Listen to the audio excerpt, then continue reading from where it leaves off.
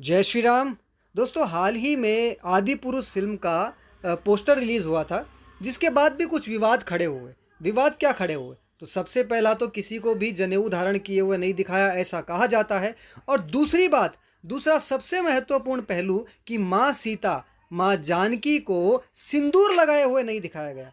क्या ये वाकई में एक छोटी मिस्टेक है?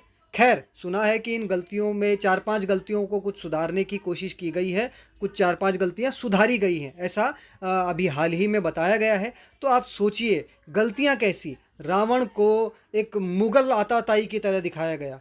उसके अलावा हमारे आराध्य हनुमान जी को अगर आप देखें तो उनका भी इस्लामिकीकरण कर दिया गया, ऐसा लोगों का कहना है। फिर अगर आप लंका देखेंगे तो जो सोने की लंका, उसे एक काले खंडहर जैसा दिखाया गया, शैतानी महल जैसा दिखाया गया।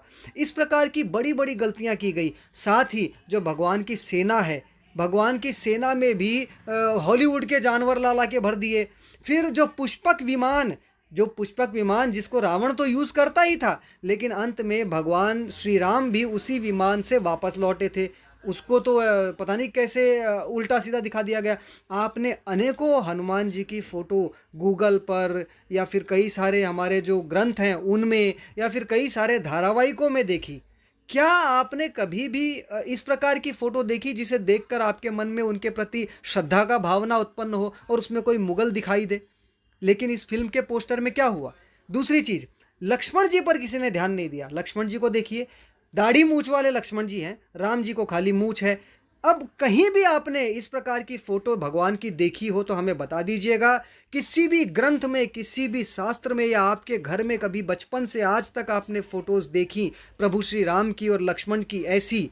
और रामचरितमानस में देख लीजिए, या फिर हमारा जो संविधान है, भारत का संविधान, उसमें भी प्रभु श्री राम की फ़ोटो लगी हुई है। तो वो भी क्या इससे मैच करती है? तो क्यों आखिर हमारे प्रभु की चित्रों को बदलने की कोशिश की जा रही है?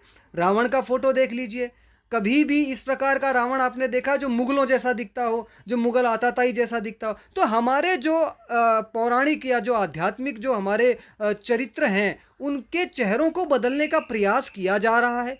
तो क्यों किया जा रहा है? या फिर ये जो गलतियां हैं, जो ये कह रहे हैं कि ये मिस्टेक्स हैं, तो ये मिस्टेक हैं वाकई में या कोई प्रोपोगेंडा या एजेंडे का हिस्सा है? ये बहुत ही ज़्यादा ज़रूरी है सोचना, क्योंकि ये फिल्म मर्यादा पुरुषोत्तम प्रभु श्री राम को लेकर बनाई गई है और वो हमारी आस्था का केंद्र है। यदि ये लोग हमारी आस्था के केंद्र से ऐसे खिलवाड़ करते हैं और उनका इस प्रकार का चरित्र चित्रण कर देते हैं, तो सोचिए हमारी आने वाली पीढ़ियों पर क्या असर पड़ेगा। क्या वो जिस प्रकार हम श्रद्धावान हैं वो रह पाएंगे? जब उन्हें गलत गलत चीज़ें दिखाई जाएंगी तो उनकी श्रद्धा पर क्या असर पड़ेगा? विचारणीय है, सोचना पड़ेगा। मूवी देखनी है या नहीं वो दूसरी बात है, लेकिन विचार जरूर